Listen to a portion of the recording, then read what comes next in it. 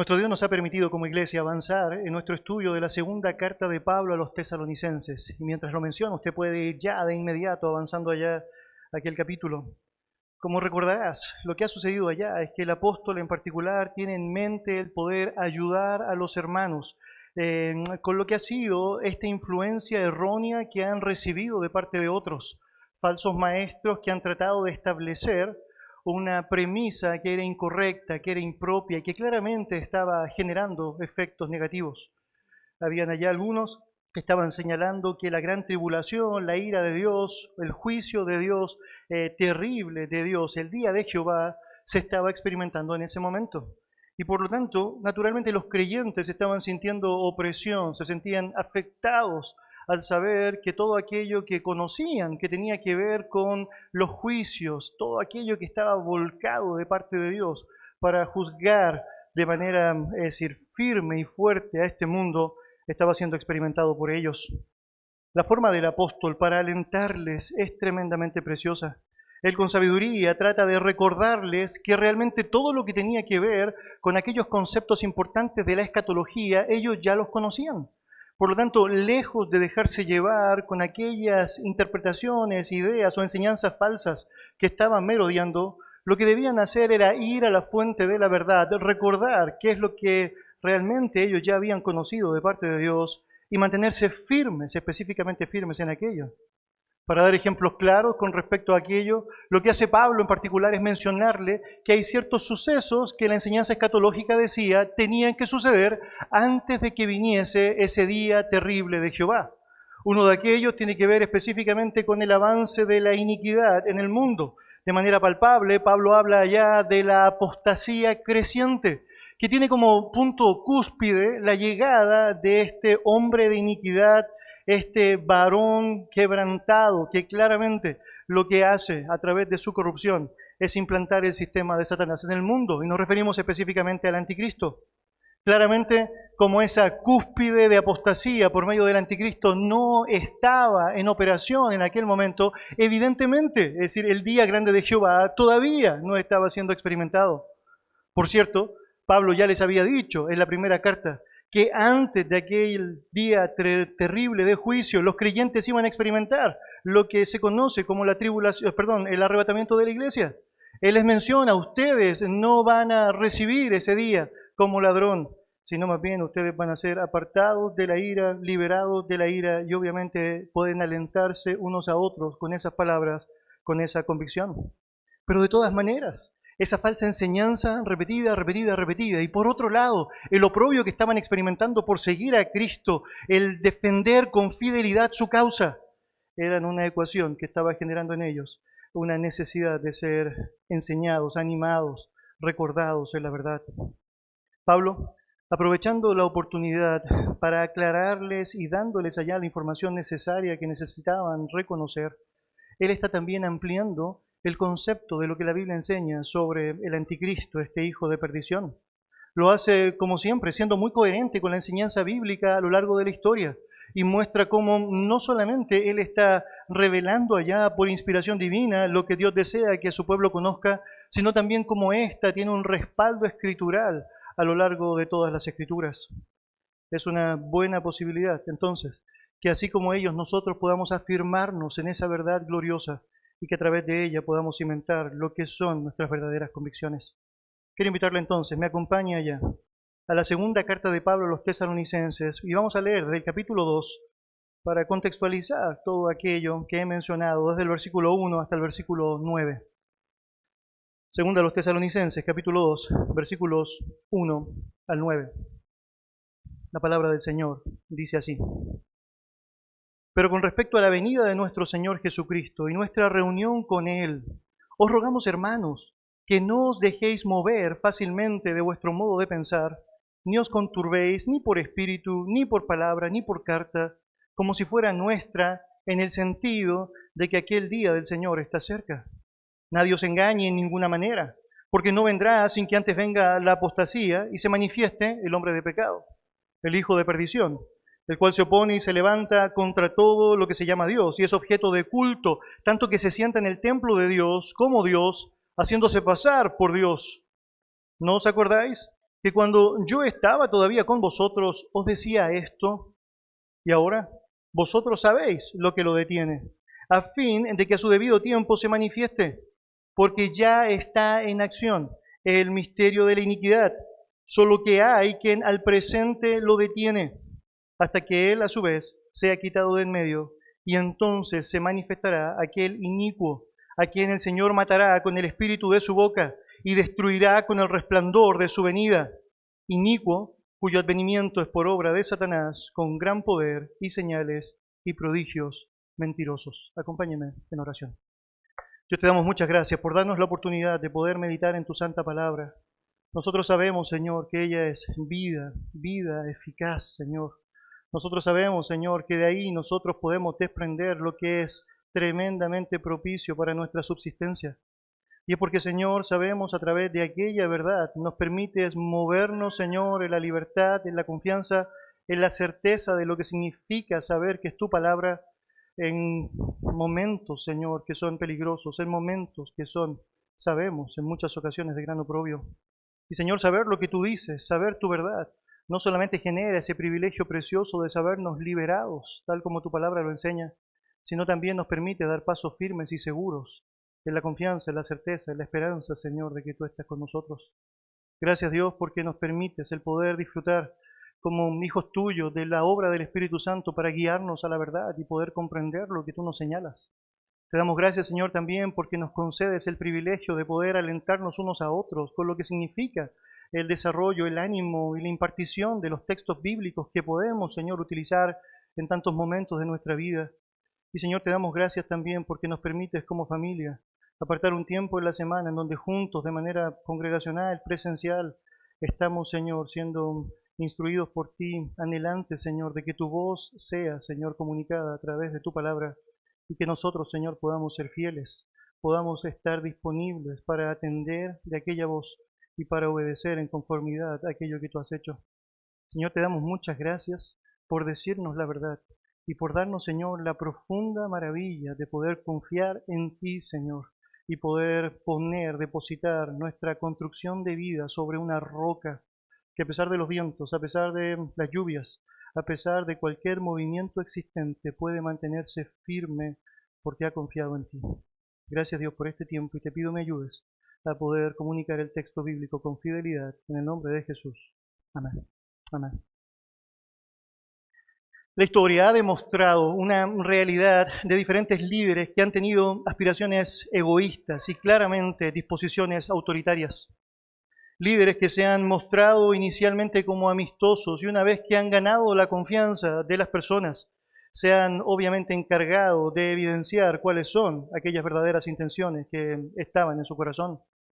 Probablemente en ese contexto, en el área de la política, podrías pensar, por ejemplo, en la historia de Nimrod o de Antíoco Epífanes, Alejandro Magno, muchos de los emperadores romanos como Calígula o Nerón. Probablemente por tu mente podría pasar Napoleón, Hitler, Stalin, Mussolini y quizás más de algún otro mucho más cercano a lo que significa nuestro tiempo. Pero también podrías pensar en líderes religiosos, líderes que con motivaciones egoístas y con lo que significa este deseo de ganancias deshonestas han infringido gran daño a muchos, quienes han sido cautivos por sus atractivas invitaciones y seducciones perversas. Y en la lista podrías incluir a los fariseos y saduceos, a Constantino, los papas del catolicismo, los líderes de un sinfín de sectas, los autodenominados actuales apóstoles y profetas, y ahí, etcétera, etcétera, y etcétera. Pero con toda la maldad que está involucrado en ambos grupos, tanto políticos como religiosos, lo cierto es que no ha existido ni existirá hasta el momento de la aparición de este hombre de pecado, el anticristo, ninguno como él, que logrará implantar un gobierno mundial en donde claramente tendrá la jurisdicción sobre todo y se levantará a sí mismo como un líder religioso, quien debe recibir la adoración de los pueblos. La habilidad política del anticristo, por ejemplo, será manifiesta en tiempos de gran inseguridad. La palabra del Señor nos enseña que habrá frustración en las naciones, por lo tanto será un personaje que con su gran astucia podrá convencer fácilmente a las personas para que estos puedan seguir sus planes y puedan formar alianza con Él. Tal como leímos allá en la profecía de Daniel en nuestra lectura devocional, como también lo que enseña Apocalipsis capítulo 17, versículo 12. La Escritura señala que hay 10 cuernos que has visto, que son 10 reyes que aún no han recibido reino, pero por una hora recibirán autoridad como reyes juntamente con la bestia. Y por lo tanto allá los políticos, diplomáticos y jefes de Estado a fin tendrán la oportunidad de creer que han encontrado a un hombre que reúne las condiciones para ser quien puede trascender sobre estos 10 reinos y tomar autoridad sobre ellos como un líder indiscutible. Aún la Biblia nos dice que la nación de Israel caerá bajo lo que significa la sagacidad del engaño de este anticristo y firmará un pacto con él al comenzar todo el tiempo de la tribulación. En cuanto a la autoridad religiosa, ¿qué podemos decir sobre este hombre? Bueno, hacemos bien en recordar que cuando Cristo habló de lo que serían los tiempos antes de su segunda venida, Él mencionó que estos serían como los días de Noé, Mateo capítulo 24, versículo 32. Y aquellos tiempos sin duda fueron de gran rebelión en contra de Dios y en contra de su palabra. Es ahí en donde entonces el anticristo va a establecer con éxito lo que significa su autoridad religiosa. Y a través de lo que significa toda su astucia, él estará entregándose a sí mismo como una alternativa de adoración para las personas. Alguien que puede ofrecerles lo que hasta ahora nadie, según será su relato, podrá ofrecerles. Y la humanidad, cegada en el engaño satánico, rechazará el amor de la verdad y lo que hará será preferirle a él creyendo la mentira. También se nos dice en Daniel capítulo 11, versículos 37 a 38, que este anticristo honrará al Dios de las fortalezas e ignorará al verdadero y sabio Dios. Y luego, tal como hemos aprendido en 2 Tesalonicenses, allá en nuestro contexto, el anticristo terminará sentándose en el templo de Dios y demandando adoración de parte de los habitantes de la tierra. El anticristo será la cúspide de toda aspiración perversa, tanto política como religiosa, de toda ambición orgullosa que tú y yo pudiésemos imaginar. Y todo precedente humano anterior no será más que una neblina que se desvanece frente a lo que significa la más densa oscuridad que este perverso representará y promoverá. En nuestro último tiempo juntos, y hablando sobre este hombre de pecado, tuvimos la oportunidad de apreciar cómo en los versículos 6 al 8 de esta segunda carta de Pablo a los Tesalonicenses, capítulo 2, allá hay evidencias claras de lo que significa su aparición. Y la Biblia describe que los tesalonicenses sabían que había algo que estaba deteniendo la aparición latente de este anticristo. Tal como aprendimos allá, quien es el único suficiente y capaz de poder realmente detener aquello por todo el tiempo que lo ha hecho, es Dios mismo, quien tiene la autoridad soberana sobre todo. Por lo tanto, no es hasta que Dios permite que el anticristo pueda aparecer cuando éste entra en escena. Y es el mismo Dios quien determina cuando precisamente este hombre debe dejar de aplicar su dominio. Lo cierto es que la misma palabra del Señor, tal como hemos aprendido, nos indica que el Señor Jesucristo en su segunda venida será el encargado de destruirle en la práctica, haciéndole ineficaz, lanzándole al lago de fuego que arde con azufre, tal como podemos comprobar a través de Apocalipsis capítulo 19 y el capítulo 20, versículo 10, con toda exactitud. Ahora bien, hay algo más que el texto nos dice sobre este anticristo. Hay algo más que la palabra del Señor nos dice sobre este hombre. Y en ese contexto tenemos la posibilidad hoy día de poder meditar en el versículo 9 de la palabra del Señor, en donde tenemos la posibilidad de apreciar cómo el poder que está sosteniendo lo que será este tiempo, este ejercicio en el rol en donde Él tendrá la gran preeminencia mundial, está albergando todo lo que es el carácter, el deseo y obviamente la predisposición satánica. El versículo 9, ya entonces en su Biblia, de 2 Tesalonicenses 2, señala lo siguiente: inicuo cuyo advenimiento es por obra de Satanás, con gran poder y señales y prodigios mentirosos. Y obviamente, si bien es cierto, tal como tú y yo hemos aprendido que Dios controla absolutamente todo y nada escapa de lo que significa su designio soberano, quien tiene la hegemonía del mal desde el origen es francamente Satanás, y será él el encargado de poder ejecutar aquel plan que sabemos, en el momento que Dios lo autorice, será llevado adelante por este hombre de pecado. Mis queridos, el diablo sabe de manera muy astuta ¿Cuál es la manera de generar engaño? Por medio de replicar ciertas acciones que sabemos Dios realiza. De hecho, cuando tú y yo comprendemos aquello, nos damos cuenta cómo está tan esmerado en poder ocupar el lugar que sabemos desde el origen sabía que no le pertenecía. Él quiere arrogarse el papel de Dios y de hecho quiere hacer todo lo que sabemos solamente Dios tiene la jurisdicción de poder llevar adelante.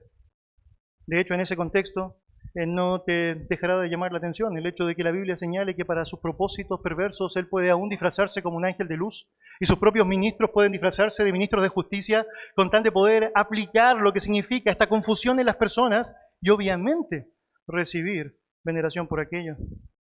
Por lo tanto, no es extraño que lleve adelante una obstinada imitación de Dios. A través de la historia podrás notar cómo ha tratado de replicar un montón de aquellos asuntos que solo le pertenecen a Dios. Pero naturalmente siempre ha quedado y siempre quedará absolutamente corto. Con eso en mente, no te sorprenderá entonces, por ejemplo, que la Biblia señale que Él ha establecido, según Colosenses capítulo 1, versículo 13, un reino, pero de tinieblas, porque francamente el único reino inmarcesible de luz solamente puede ser llevado adelante por nuestro buen Dios. No te sorprenderá entonces que Él haya generado un anticristo, quien emula la realidad del Padre con Cristo, haciéndose Él allá, oponiéndose Él en la posición de un Padre soberano, quien tiene allá un trato con aquel Hijo privilegiado que llevará adelante su voluntad.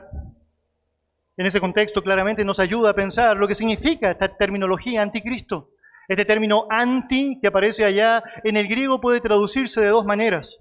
Una de las maneras en cómo se traduce es por medio de la frase en contra de, pero también esa frase o esa palabra anti puede traducirse como en lugar de. Por lo tanto, en contra de o en lugar de son aquellos elementos que están asociados claramente a este que se antepone a la verdad de nuestro Dios y en particular la realidad de nuestro Cristo. Por lo tanto, tienes aquí a alguien que está tratando de tomar el lugar de Dios, obviamente en completa oposición a Dios. Para hacerlo, naturalmente sabemos, requiere de un poder. Y ese poder, sabemos, según la Escritura, es aquel que Satanás mismo se encarga de otorgarle. El verso 9 comienza nuevamente señalando, inicuo, que debe su advenimiento a la obra de Satanás, Sabemos por el contexto que la aparición del anticristo se manifiesta cuando el tiempo señalado por Dios establece que debe allá ejecutarse. Y es en aquel momento preciso donde Satanás ejecuta esa tarea, la tarea de habilitar, capacitar, influenciar y dar todo lo necesario para que precisamente este inicuo pueda hacer su entrada. El texto menciona allá que su advenimiento será por obra de Satanás. Y nota esa palabra, obra, que es muy interesante. Se traduce del griego como poder, fuerza, actividad. Es de donde sale la raíz de aquella palabra que nosotros utilizamos como energía. La idea es que la energía demoníaca que el anticristo tendrá para llevar adelante su tarea, el ejercicio de su autoridad, estará obviamente siendo proporcionada por Satanás. ¿Y cómo se manifestará esa energía? Bueno, según el texto bíblico, la Escritura nos dice, con gran poder, señales y prodigios mentirosos. Una clara confirmación de lo que estoy mencionándoles es lo que encontramos allá en Apocalipsis capítulo 13, versículo 2. La palabra del Señor dice allá que el dragón le dio su poder y su trono y grande autoridad. Satanás, como el dragón, es la fuente del poder, la fuente de la energía del anticristo. Y ninguna autoridad humana, mientras esta autoridad esté en ejercicio, podrá resistirle. Es el diablo quien ejerce su poder a través de esta bestia, usándole para hacer guerra contra Dios y compartiendo su trono, tal como el texto bíblico lo señala. Así como el verdadero Cristo comparte su trono con el Padre. Muy interesante. Como Apocalipsis capítulo 3, versículo 21 señala, o Apocalipsis capítulo 22, versículos 1 al 3 señalan. La autoridad delegada en el anticristo será grande y durante su gobierno será absolutamente irrefrenable. La palabra del Señor nos dice que claramente el anticristo tendrá en aquel tiempo la preeminencia y una hegemonía total sobre las personas. Toda esta referencia al poder del anticristo descrito allá y su fuente en Satanás tiene un paralelo fantástico, un origen fantástico en la profecía bíblica. Cuando tú y yo vamos al libro de Daniel y leemos capítulo 8, versículos 23 al 25, mira el detalle de lo que allá el profeta está señalando. Dice el texto, se levantará un rey altivo, de rostro y entendido en enigmas, y su poder se fortalecerá, mas note, no con fuerza propia. ¿Por qué? Porque el origen de esa fuerza está en Satanás. Y causará grandes ruinas, y prosperará, y hará arbitrariamente, y destruirá a los fuertes, y al pueblo de los santos. Con su sagacidad hará prosperar el engaño en su mano, y en su corazón se engrandecerá. Y sin aviso destruirá a muchos, y se levantará contra el príncipe de los príncipes, pero será quebrantado, aunque no por mano humana. Daniel nos enseña los detalles de todo aquello que la Escritura está mencionando a lo largo de sus páginas en relación al anticristo. Hay orgullo, hay altanería, hay jactancia, hay astucia en el anticristo. Nos habla también de su capacidad destructiva, que tal como el profeta Zacarías describe más adelante, implicará la destrucción de 2 de 3 partes de los judíos existentes en aquel tiempo de su autoridad. Y también sabemos, tal como enseña la palabra del Señor, tenemos allá evidencias de lo que implica su prosperidad y su agilidad para mostrar sorpresivamente toda esa maldad que está guardando inicialmente por esos primeros 3 años y medio, pero que luego al empezar el juicio divino, lo que se llama el día grande de Jehová o la gran tribulación, manifiesta con tremenda fuerza, con tremenda vehemencia. Pero también la palabra del Señor nos habla de su quebrantamiento. Si notas allá lo que el texto bíblico señala al final, el texto menciona naturalmente que será quebrantado, aunque no por mano humana, es porque tú y yo sabemos, el mismo Dios se encargará de ser el encargado de lanzarle al lago de fuego y terminar lo que significa su periodo de autoridad. Mis queridos, el paralelo es sumamente interesante. Cuando tú y yo miramos la Biblia, nos damos cuenta que, por ejemplo, la palabra enseña allá en el libro de Hechos, capítulo 10, versículo 38, que es el Padre quien se encarga de darle poder a su Hijo. En el ejercicio de la función de Cristo como Hijo, Él está recibiendo por la obra del Espíritu Santo y la dirección del Padre el poder necesario para poder moverse, ejecutar, llevar adelante las tareas que están establecidas. Por lo tanto, el diablo es quien quiere hacer este paralelo también y otorgar poder a quien sería, en este caso, quien debe honrarle a través de las prácticas y su ejercicio. Pero se olvida que por más esfuerzos que haga no va a ser más que una mala imitación, una imitación incorrecta, impropia, absolutamente insuficiente. Mientras Cristo declaró allá en Mateo 28, versículo 18, que toda potestad o todo poder le ha sido dado en el cielo y en la tierra y que su reino no tendrá fin. La realidad del anticristo es que su reino será reducido a 7 años, teniendo una cúspide durante 3 años y medio, que sabemos, francamente será reducido. Por lo tanto, un poder intenso, pero limitado, un poder que comienza con mucha fuerza a manifestarse, pero que pronto sí termina por disiparse. Ahora bien, ¿qué es lo que el texto nos señala en cuanto a la manifestación de ese poder otorgado por Satanás a este anticristo? Si tú me acompañas al versículo 9, notarás el detalle de lo que aparece descrito allá. Notarás que al finalizar este versículo nos indica que ese poder será manifestado por medio de gran poder, señales y prodigios mentirosos. Mire, continuando con esta imitación de Satanás a Cristo, quien según la palabra del Señor, tanto en el libro de Hechos, capítulo 2, como en el libro de Hebreos, capítulo 2, nos describe que Él llevaba adelante su tarea con señales, prodigios y diversas manifestaciones milagrosas. Él desea que también aquel que está llevando adelante su autoridad en la tierra, el anticristo, manifieste exactamente lo mismo. Pero tal como dice nuestro texto, estas serán mentirosas. No porque en sí mismo cada una de estas obras serán falsas, es decir, no, la palabra del Señor nos muestra, serán acciones reales que la gente podrá evidenciar, pero son falsas en el sentido de que inducen al engaño, inducen al error. Las personas al mirar aquellas obras pensarán precisamente que no, este hombre tiene que ser un enviado de Dios. De hecho, algunos reconocerán lo que Él demanda, que Él es precisamente Dios. Pero francamente sabemos, estará errando en el blanco, porque francamente no proviene su poder, su fuerza, su energía del Dios verdadero. Hay tres palabras que son utilizadas, muy interesantes allá en el texto, que vale la pena que tú y yo podamos considerar. En primer lugar aparece la palabra poder, que en el griego, dunamei, habla de una fuerza, la capacidad, la habilidad, que claramente es utilizada por este hombre. Es evidente que el anticristo será poderoso. Ese poder que sabemos tiene su origen en Satanás mismo, quien sabemos es poderoso, bien poderoso. También la palabra bíblica nos da otra señal allá o enseñanza, utiliza la palabra allá señales. Y las señales indican algo, habla específicamente de algo que está apuntando a un propósito específico. Es decir, tiene un sentido y propósito lo que se está haciendo. Y sabemos en la práctica, estas señales ejecutadas por el anticristo tendrán el propósito, la señal de confundir a la gente y de recibir adoración para sí mismo y para Satanás.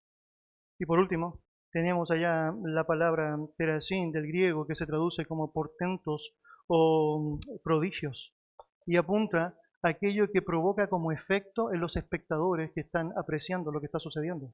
Y la gente al mirar lo que el anticristo hará, dice, ¡oh, wow! Esto suena prodigioso, esto suena portentoso. Y allá obviamente podemos ver la impresión que esto realiza. Es obvio que lo que el anticristo va a llevar adelante a través de su tarea son manifestaciones impresionantes que van a afectar a aquellas personas que estén allá presenciando su poder. Apocalipsis capítulo 13, versículos 3 y 4 dice lo siguiente, ponga atención. Vi una de sus cabezas como herida de muerte, pero su herida mortal fue sanada y se maravilló toda la tierra en pos de la bestia y adoraron al dragón que había dado autoridad a la bestia y adoraron a la bestia diciendo, ¿quién como la bestia y quién podrá luchar contra ella? Cuando tú miras el detalle bíblico te das cuenta cómo es evidente que hay una popularidad que será alcanzada por este hombre de pecado, el anticristo o la bestia, como se describe también en las Escrituras.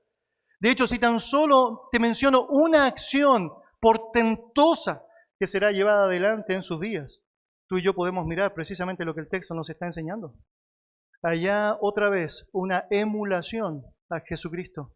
El anticristo recibirá una herida mortal y de pronto volverá a la vida, una resurrección. Y las personas frente a eso no van a poder hacer otra cosa que no sea la de exclamar frente a tal tamaña señal, ¿quién como la bestia? ¿Y quién podrá luchar contra ella? Mis queridos, el Dios soberano, aquel que tiene autoridad sobre la vida y la muerte, permitirá que el anticristo pueda resucitar y dejar en evidencia con aquello el corazón del hombre que prefiere la mentira antes de la verdad, el corazón del hombre que prefiere dejarse llevar por señales portentosas antes que la verdad, el hombre que fácilmente se encandila con las luces artificiales, difícilmente querrá apreciar esa luz verdadera. Y al ver las señales prodigiosas, tal como señala el texto bíblico, se maravillarán y adorarán reconociendo un poder que según creerán hasta ese punto es absolutamente invencible. Invencible. Más adelante, de hecho, el mismo capítulo describirá como el falso profeta, otro de esta triada que Satanás, para tratar de emular la Trinidad, va a estar presente en aquel tiempo futuro.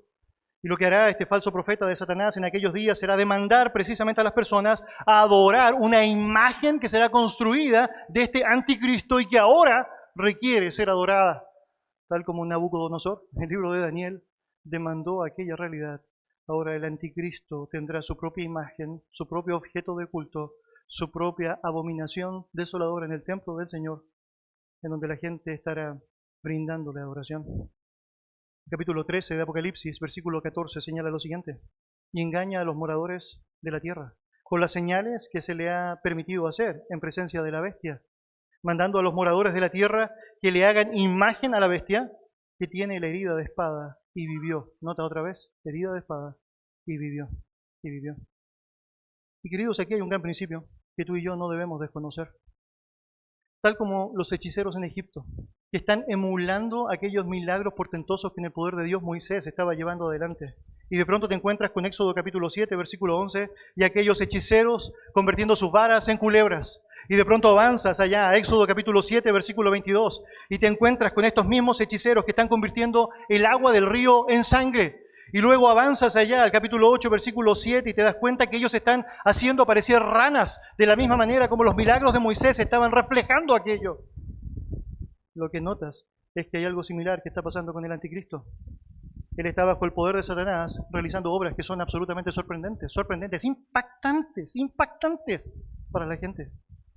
Y aunque debemos reconocer que todas aquellas escenas descritas que acabo de mencionar son absolutamente animantes para nuestra curiosidad, y quisiéramos obviamente apreciar algunas de ellas, y fácilmente podríamos ser confundidos pensando que quien las realiza proviene de Dios, basta con que notes quiénes eran estos hechiceros que estaban haciendo lo que hacían en el tiempo de Egipto y la salida del pueblo de Israel en el Éxodo, y quién es el anticristo, para darte cuenta que no toda señal portentosa proviene de Dios.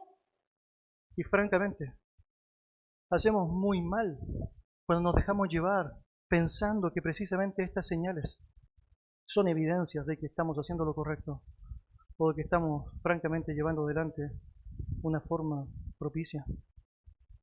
La Escritura nos enseña que estos hombres, tanto los hechiceros como el anticristo, no tenían un corazón piadoso para Dios. Ellos no están llevando un acto adelante para resaltar el nombre y la verdad de su Dios. Ellos francamente lo que están haciendo allá es confundir a las personas y establecer un engaño que sabemos tuvo costos altos. La muerte de los primogénitos, el endurecimiento del corazón de Faraón y finalmente la destrucción cuando llegas a la vida del anticristo de tantas personas. Mis queridos, tanto los hechiceros como el anticristo no son siervos de Dios, ni mucho menos receptores de la salvación. Ellos simplemente llevaron adelante acciones impresionantes para distanciar a las personas de lo que significa la verdad. Y yo necesito decir que si cada cristiano comprendiera aquello, pero no pondría ningún tipo de experiencia por sobre la verdad divina, autoritativa, una verdad revelada y absolutamente suficiente. En el tiempo de Jesucristo, Él citó una realidad ineludible. Él señaló: muchos me dirán en aquel día, Señor, Señor, ¿no profetizamos en tu nombre? Y en tu nombre echamos fuera demonios, y en tu nombre hicimos muchos milagros, y entonces les declararé: nunca os conocí, apartados de mí, hacedores de maldad. Y quiero que notes allá todo el asunto con aquellos elementos que son descritos absolutamente sobrenaturales, que serán la razón por la cual muchas personas acá, ya en el día del juicio, se presentarán delante del Señor y le dirán: mira lo que yo hice. Y nota, habla de profecías, habla de echar demonios, qué cosa más asombrosa, que exorcismos, y en tu nombre hicimos muchos milagros, nota, muchos milagros.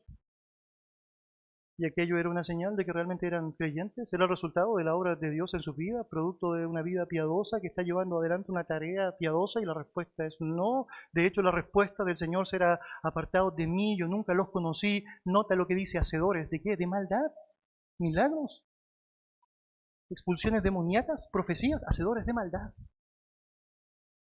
Es porque cada uno de aquellos elementos descritos a lo largo de la Escritura siempre tuvieron un propósito, siempre tuvieron un fin, siempre se trató de llevar a la verdad, siempre se trató de reconocer al único y sabio Dios, nunca se trató de confusión, nunca se trató de un poder humano, nunca se trató de la exaltación de la persona, siempre se trató de Dios, única y exclusivamente de Dios.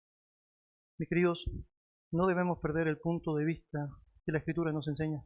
Satanás tiene poder, tanto poder que cuando llevó a Jesucristo allá sobre el pináculo del templo para tentarle y que se cayese, y luego le lleva a un monte alto y le muestra todos los reinos de la tierra, le ofrece todos esos reinos, si tan solo él postrado le adorare. Satanás tiene poder, y basta con que tú y yo podamos mirar un poco en nuestro pasado y darnos cuenta cómo de alguna u otra manera se ha encargado de estimular nuestras vidas y nuestra propia carne de maneras incorrectas. Pero lo cierto es que ese poder, que muchas veces puede confundir a las personas a través de ciertas señales portentosas, no necesariamente está reflejando allá que eso es correcto, o que aquella persona que está ejecutándola está en el aspecto correcto. El apóstol Pedro, cuando escribe su segunda carta, señala lo siguiente: nosotros estábamos ahí, Nosotros tuvimos el privilegio de ver una señal que era absolutamente increíble. Nosotros vimos la transfiguración de Jesucristo. Y él menciona, y vimos la gloria allá presente. Era un hecho impresionante. Cuando tú lees la historia te das cuenta que Pedro lo único que quería era poner unas carpas ahí, quedarse ahí para siempre, porque era impresionante. Tienes a Cristo, tienes a Moisés, tienes a Elías que están ahí interactuando entre sí. Es una señal impresionante, una evidencia sobrenatural increíble. Pero Pedro no se queda en la señal ni en la experiencia. Pedro continúa señalando allá. Tenemos, por cierto, la palabra profética más segura en la que podemos depender. Cuando tú y yo miramos la palabra del Señor nos damos cuenta, no necesitas más que eso. Y si lo que vas a hacer a través de señales portentosas, la Biblia lo relata, me quedo con la Biblia. Y si lo que vas a hacer está en contra de lo que la Biblia señala, me sigo quedando con la Biblia. Mis queridos, la única base sólida, el único fundamento confiable, en lo único que podemos depender es en aquella verdad revelada por nuestro Dios, sin importar aquellas acciones, sin importar aquellas manifestaciones que de pronto pueden ser no otra cosa que voladeros de luces que simplemente desvían a las personas de esa profunda verdad. Quisiera concluir nuestro tiempo hoy día estableciendo algunos principios que son muy importantes a partir de aquello que hemos aprendido y que nos ayudarán mucho para sostener nuestra vida en relación a aquello que aún estamos experimentando. No es casualidad que nuestro propio Dios nos permita experimentar como sociedad una realidad que está un poco convulsionada. De hecho, sabemos, en una semana más, serán las elecciones acá en Chile, en donde muchas cosas probablemente sabemos están en juego en relación a lo que eventualmente podría suceder. Ahora, ¿cuáles principios son aplicables de aquello que hemos aprendido? Bueno, déjeme decir lo siguiente. Es evidente a través del relato que hemos apreciado que cada suceso en la historia que se va desencadenando funciona conforme a los propósitos soberanos de nuestro Dios. Y esto es absolutamente evidente. El que detiene la aparición del anticristo es Dios. Quien hace que a su debido tiempo aparezca, ¿el debido tiempo de quién? Del plan soberano de Dios. Esto suceda, es francamente nuestro Dios. Quien se encarga claramente de autorizar a Satanás para poder hacer algo aún en el anticristo, como tuvo que hacerlo cuando le pidió permiso para hacer algo con Job, recordarán la historia ya, es Dios. Él tiene soberanía absoluta sobre todo lo que sucede.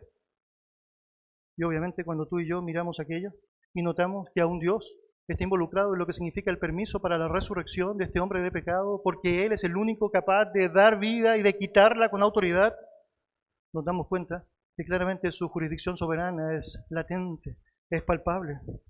El solo hecho de que nosotros tengamos tantos detalles de lo que será la escatología, los eventos futuros, nos muestra la capacidad del control y el conocimiento de nuestro buen Dios.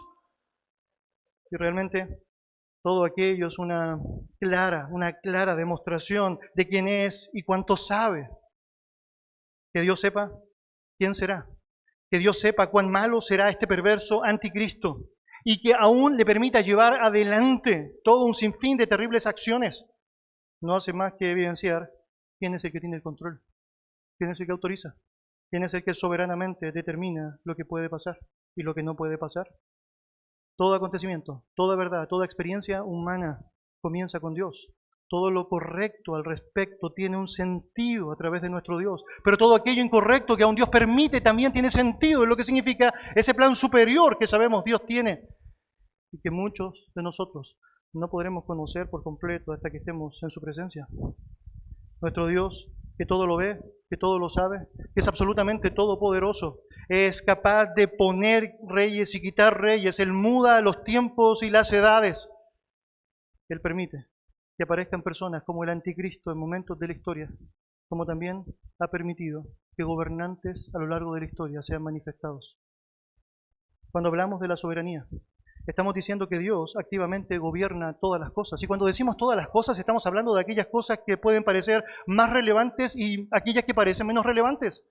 Ese propio Señor Jesucristo que señaló, por ejemplo, allá en el libro de Mateo capítulo 10, que los pajarillos se venden por un cuarto, es decir, nada. Sería básicamente 100 pesos nuestros, 2 pajarillos. Nada. Pero dice, ni uno de ellos cae al suelo muerto sin que sea parte de la voluntad de Dios. ¿Y somos nosotros quienes vamos a pensar que esto se está escapando de las manos de nuestro Dios? La palabra del Señor sigue diciendo en el capítulo 10, en el versículo siguiente, que Él conoce cuántos cabellos existen en nuestras cabezas. Y aunque a algunos le hacen fácil la tarea de contarlos, lo cierto es que lo conoce.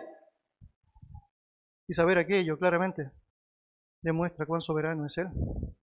Queridos, nos ayuda a sostenernos en la verdad, sabiendo francamente que nuestro Dios es soberano en todo tiempo, en todo tiempo. Y eso incluye los tiempos peligrosos. Dios sigue teniendo control. La Biblia describe que Dios era soberano sobre el miserable gobierno de Egipto, oprimiendo a los israelitas. En Éxodo 2, el malvado gobierno de todos aquellos que estaban en autoridad mientras se llevaba adelante el periodo de los jueces en la Escritura. Jueces capítulo 2, versículo 14. En la maldad que existió en la deportación a Siria en Segunda de Reyes capítulo 17. La maldad del exilio babilónico allá en Segunda de Reyes 25. La injusticia de Herodes y los romanos en Mateo capítulo 2, versículo 15. E incluso Él fue soberano en aquella situación más terrible y perversa que alguien justo pudo experimentar, la propia muerte de su hijo. Mira lo que la Biblia dice en Hechos capítulo 2, versículo 23. El texto dice: a este entregado por el determinado consejo y anticipado conocimiento de Dios, prendisteis y matasteis por manos de inicuos, crucificándole. ¿Y qué está diciendo? Que lo más terrible que ha sucedido en el mundo, la obra más injusta que se ha llevado a cabo, no se escapó del conocimiento y la previa determinación de nuestro Dios. Dios siempre tuvo y siempre seguirá teniendo el control. Y pase lo que pase, usted y yo podemos estar confiados. Estás del lado del Dios soberano y puedes confiar en Él. También nos ayuda a saber que la palabra del Señor es clara para demostrar que Dios permanece en su trono. Dios permanece en su trono.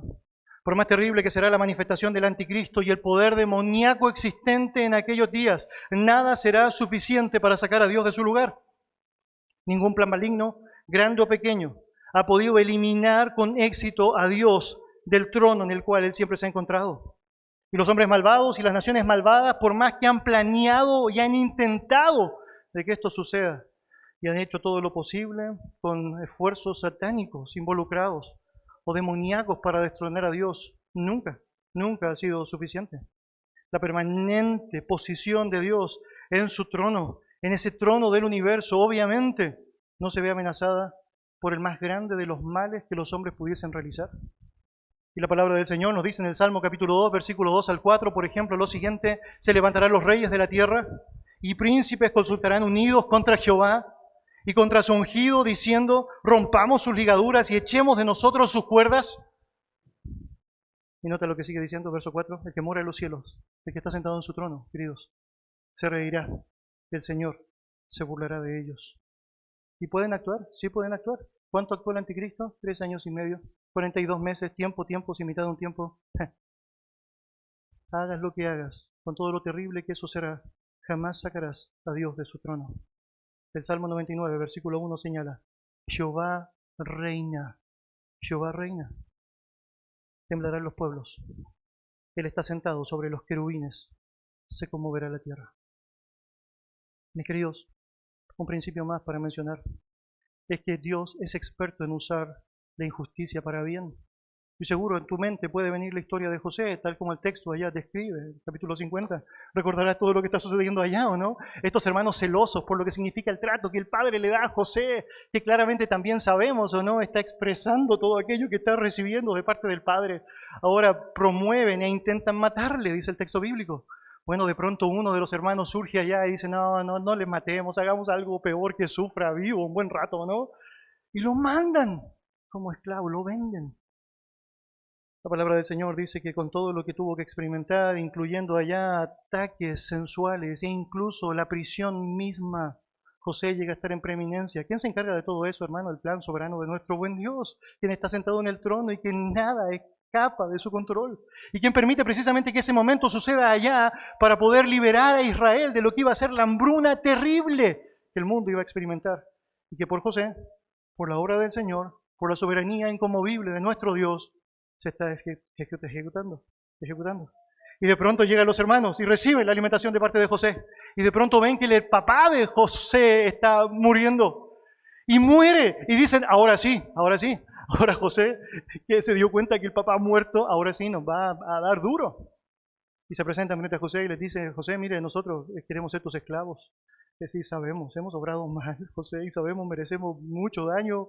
Eso sería justo. Quisiéramos ser tus esclavos. Y José dice algo impresionante. Bueno, vosotros planeasteis mal para mí, pero Dios lo encaminó para bien. Queridos, eso es Romanos 8:28.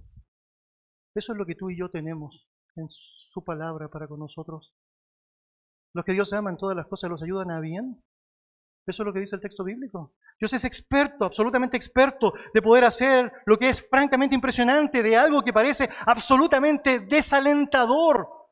Manifestar su gracia. ¿Y qué mejor ejemplo podría darles que la cruz misma, un instrumento de deshonra que termina siendo nuestro símbolo de libertad? Es porque Dios tiene la capacidad asombrosa de poder llevar adelante la tarea de usar aquellas cosas que son injustas a nuestros ojos para encaminarlas a bien. Y queridos, los malos hombres implantaron una noticia falsa en la iglesia en Tesalónica con el fin de afectar el ánimo y las convicciones de los hermanos allá. Y bueno, ¿qué es lo que hace Dios a través de tamaña injusticia, tamaña maldad? Bueno, le da una oportunidad a los hermanos en Tesalónica de ser afirmados mucho más en su concepción bíblica. Entonces Pablo, a partir de aquello, escribe por revelación de nuestro Dios e inspiración de su nombre, lo que significa aquello que aún ellos debían afinar. Y con alcance, tú y yo tenemos el privilegio ahora de poder tener la oportunidad de conocer la verdad. Entonces hombres planearon hacer daño, provocar gran distorsión, y finalmente, ¿qué hace Dios? Experto en utilizar la injusticia para sus propósitos santos. Bueno, lo lleva a cabo. Por último, permíteme decir una cosa más. Dios no descuida a su iglesia, no descuida a su iglesia. Lo que podía haber terminado por derrumbar a la iglesia en Tesalónica, producto de la mentira implantada por estos hombres, y que claramente podía generar gran oprobio en los creyentes, no fue otra cosa que una oportunidad para que la gloria de Dios fuese encauzada, y con ello quedó reflejado una realidad preciosa descrita en su santo texto, y que solo se explica en las palabras de Cristo, cuando Él dijo que Él se iba a encargar de ir edificando su iglesia, Él iba a edificar su iglesia, iba a edificar su iglesia, iba a edificar su iglesia. Cuando Él dijo que las puertas del Hades no iban a prevalecer contra ella. Y mire, déjeme decirlo así, pasarán cosas difíciles, es probable que puedan pasar. Se prohibirá la religión para ser ejercida de manera pública, y es probable que eso podría pasar. Pero la iglesia no va a morir. La iglesia permanecerá. Y los creyentes, los verdaderos creyentes, aquellos que francamente han sido salvados por la sangre de Jesucristo, seguirán llevando adelante la tarea que el Señor ha establecido. Aún así, tú puedes notar cómo la iglesia misma, que surge dentro de un imperio romano que durante los primeros 3 siglos lo único que trata de hacer es destruirla y destruirla y destruirla, prevalece. Y luego avanza a través de siglos de persecución y de crecimiento continuo. Satanás y su mundo siempre han odiado y se han encargado de resistir la realidad del cuerpo de Cristo. Se han ejecutado leyes y se han promovido leyes que tratan de descartar cualquier lógica o instrucción divina de las personas. Pero aunque todo eso pase y aunque todo eso suceda, lo cierto es que la iglesia continuará y Dios se encargará de seguir santificándola por su palabra para presentarla un día glorioso ante Él. Mis queridos, Dios no descuida a su iglesia. Y mire, usted y yo tenemos un privilegio tremendo, tenemos la oportunidad de votar, de ejercer nuestro derecho. Tenemos que hacerlo en limpia conciencia y claramente debemos hacerlo conforme a los propósitos que Dios ha establecido. Debemos votar claramente por aquellas personas que reflejan de mejor manera aquellos principios que Dios ha establecido en su palabra. Pero usted debe saber que pase lo que pase, salga quien salga, suceda lo que suceda, Dios sigue siendo soberano, Él sigue sentado en el trono, Él es experto de hacer aquellas cosas injustas, utilizadas para el bien de su pueblo. Y Él claramente cuida a su iglesia, protege a su iglesia, bendice a su iglesia y permite que su iglesia sea prosperada. Acompáñenme poniéndose de pie, vamos a orar. Señor, te damos muchas gracias por darnos la oportunidad de tener tu santa palabra. Nos bendice, Señor, con ella. Y Dios nos ayuda a pensar un poquito en este poder satánico que es tan fuerte y que opera, Señor, en los hijos de desobediencia, tal como enseña tu palabra. Y que tendrá su cúspide allá descrita claramente en aquel momento, en la aparición del anticristo. Un todo, Señor, el poder y la fuerza última que Satanás esté teniendo para poder lograr, según él, ese golpe que quisiera, pero que sabemos no podrá lograr. Y, Señor, saber que aún ese gobernante que es más malo que cualquier gobernante malo que nosotros podríamos considerar. No puede hacer más de lo que tú le permites, Señor. Es algo que nos llena de esperanza, Señor. Y que nos pone en el foco correcto, en donde francamente nosotros lo que debemos hacer es preocuparnos de ser fieles a ti, fieles a ti. Y Señor, queremos hacerlo, sea cual sea el tiempo que tú nos permitas pasar. Queremos hacerlo, sea cual sea la ley que se quiera establecer. Queremos hacerlo, sea cual sea, Señor, aquella directriz en contra de tu verdad, Señor, que quiera ser promovida. Y Señor, te damos gracias porque esa fuerza para hacerlo en tu iglesia no radica en nosotros mismos, que somos débiles, Señor, completamente débiles, sino, Señor, en tu propio poder, que se encarga de darnos lo necesario, tu propia gracia, que se encarga de darnos lo necesario, para que no solo estemos disponibles, Señor, para vivir por ti, sino también para morir por ti. Señor, te damos muchas gracias por tu tremenda palabra y por darnos la oportunidad de sostener en nosotros esas convicciones que solo pueden ser consistentes en ti. En el nombre de Jesús. Amén. Amén.